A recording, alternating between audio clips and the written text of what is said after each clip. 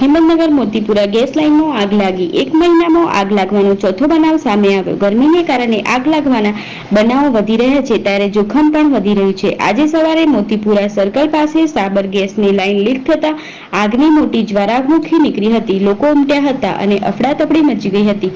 Fire brigade અને police કાફલો ઘટના સ્થળે દોડી ગયો હતો અને આગ હોલવી ટ્રાફિક જામ થઈ ગયો હતો. રમેશ નાયક.